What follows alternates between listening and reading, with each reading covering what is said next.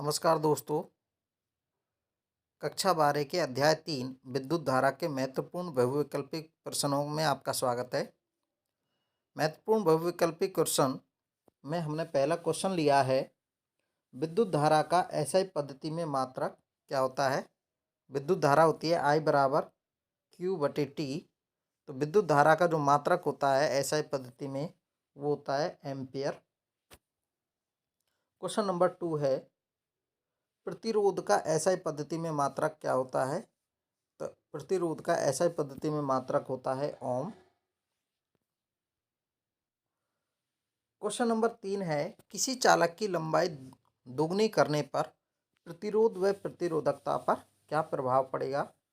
तो जो चालक की लंबाई को दोगुनी कर रहे हैं तो प्रतिरोध प्रतिरोधकता पर क्या प्रभाव पड़ेगा। जो प्रतिरोध होता है वो चालक की लंबाई के समानुपाती होता है, यानी कि लंबाई को हम बढ़ाते हैं तो प्रतिरोध का मान भी बढ़ेगा।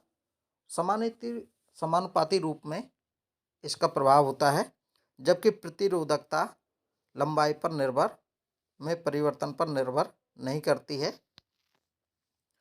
तो इसलिए प्रतिरोध का मान दुगना हो जाएगा और प्रतिरोधकता अपरिवर्तित रहेगी। तो इसका आंसर होगा बी, प्रतिरोध दुगना व प्रतिरोधकता अपरिवर्तित रहेगी। क्वेश्चन नंबर 4 है, धारा घनत्व का एसआई पद्धति में मात्रक होगा। धारा घनत्व J बराबर होता है I/A। I धारा है तो धारा का एसआई पद्धति में मात्रक होता है एम्पियर और A होता है क्षेत्रफल। तो एम्पियर प्रति मीटर स्क्वायर क्षेत्रफल का मात्रक। तो इसका आंसर होगा एम्पियर प्रति मीटर स्क्वायर। क्वेश्चन नंबर 5 है, ओम के नियम का सूक्ष्म रूप से प्रदर्शित करने वाली जो समीकरण होती है वो होगी। तो ओम के नियम का सूक्ष्म रूप को प्रदर्शित करने वाली समीकरण होती है J बराबर सिग्मा E। तो ये आंसर होगा डी, J धारा घनत्व, सिग्मा चालकता और E विद्युत क्षेत्र। क्वेश्चन नंबर 6 होगा, गतिशीलता को व्यक्त करने वाला सूत्र है। तो गतिशीलता को व्यक्त करने वाला जो सूत्र होगा वो होगा ए म्यू बराबर ई टॉय बटे एम।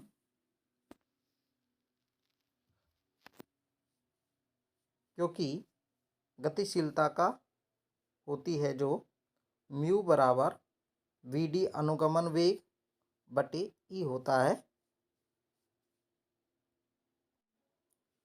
तो इसका सूत्र होगा म्यू बराबर ई टॉय बटे एम। नेक्स्ट क्वेश्चन है 7वां, गतिशीलता का एसआई पद्धति में मात्रक होता है। अनुगमन वेग का जो मात्रक होता है मीटर प्रति सेकंड और विद्युत क्षेत्र का ई का होगा वोल्ट प्रति मीटर। तो इसका आंसर होगा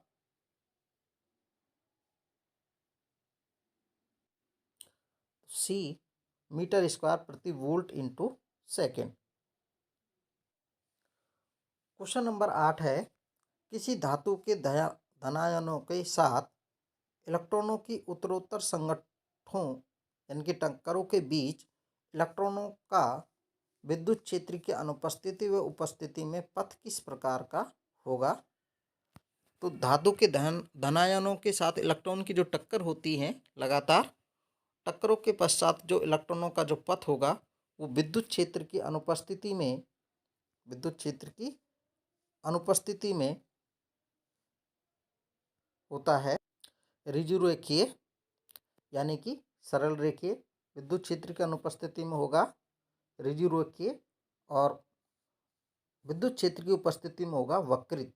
तो इसका आंसर होगा डी, ऋजुरेखीय यानी कि सरल रेखीय और वक्रित। क्वेश्चन नंबर 9 है, निम्न कार्बन प्रतिरोध का मान होगा।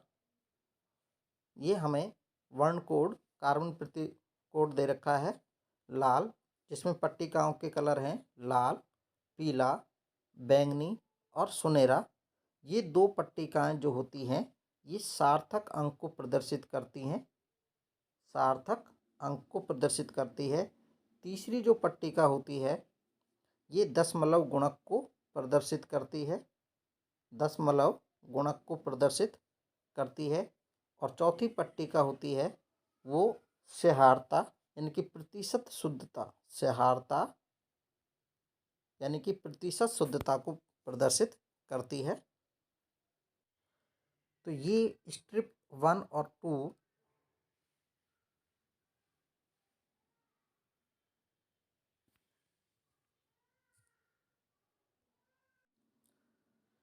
तो ये पहली स्ट्रिप जो होती है, ये पहली दूसरी ये सार्थक अंक को प्रदर्शित करती है। और ये कलर कोड होते हैं। कलर कोड में black, brown, red, orange, yellow, green, blue, violet, grey, white, gold, silver, no colour. इसको हम ट्रिक से भी याद कर सकते हैं। बीवी Roy, Great Britain, very good wife. तो बी मतलब black, double B brown, Roy red, orange, इस प्रकार इसको। और फर्स्ट स्ट्रिप ए और स्ट्रिप बी यानी कि पहली और दूसरी, यानी कि यहाँ ये सार्थक अंक को प्रदर्शित करती हैं पहली और दूसरी पट्टिकाएं, जिसमें ब्लैक के लिए 0 होता है, ब्राउन के लिए 1, रेड के लिए 2। इस तरीके से स्ट्रिप सी दशमलव गुणक यानी कि दशमलव गुणक को प्रदर्शित करेंगी। तो इसमें हम बात करें तो पहली स्ट्रिप होती है लाल। तो लाल के लिए यहाँ पर रेड कलर ये होगा, और लाल के लिए जो सार्थक अंक होगा वो होता है 2। तो 2 पीला कलर के लिए येलो कलर के लिए सार्थक अंक होता है 4। तो इसके लिए हो जाएगा 4। बैंगनी तीसरी लाइन आती है, तीसरी लाइन के लिए दशमलव गुणक होता है। तो तीसरी लाइन बैंगनी है, बैंगनी मतलब वॉयलेट, और वॉयलेट कलर के लिए दशमलव गुणक होता है 7। ये हो गया 7, 10 की पावर 7। और सुनहरे के लिए जो प्रतिशत शुद्धता होती है वो 5% होती है, प्लस माइनस। तो ये 5%, तो ये 5% लास्ट में हम दे सकते हैं। सिल्वर, गोल्ड और नो कलर के लिए 5, 10 और 20% होता है। तो हम इसको पहले ही पहचान सकते हैं कि चौथी जो लाइन है वो कौन सी है। तो सुनहरा है, सोने की है, तो 5%। तो 5% वाला आंसर होगा। अब हम ये देख सकते हैं तो बैंगनी के लिए कितना होगा, 10 की पावर 7।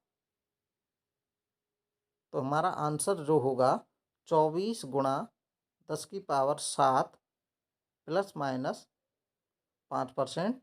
तो इसका आंसर होगा ए। 9वीं का आंसर होगा ए, 24 गुणा 10 की घात 7 ohm plus minus 5%। Question number 10 है, निम्न कार्बन प्रतिरोध का मान क्या होगा। तो इसमें हमें दे रखा है भूरा, नीला, हरा और चांदी रंग जैसा। तो इसके लिए भूरा, ब्राउन, ये ब्राउन 1, और नीला ब्लू 6। तो हमें पहली 2 स्ट्रिप सार्थक अंक को प्रदर्शित करती है। तो ब्राउन भूरे के लिए हो जाएगा 1, नीले के लिए हो जाएगा 6, और तीसरा है हरा, ग्रीन के लिए होता है 10 की पावर 5। तीसरी लाइन प्रतिशत शुद्धता को प्रदर्शित करेगी, 10 की पावर 5। और चौथी स्ट्रिप जो होती है वो होती है हमारी चांदी रंग जैसा। तो इसके लिए आएगा 10%।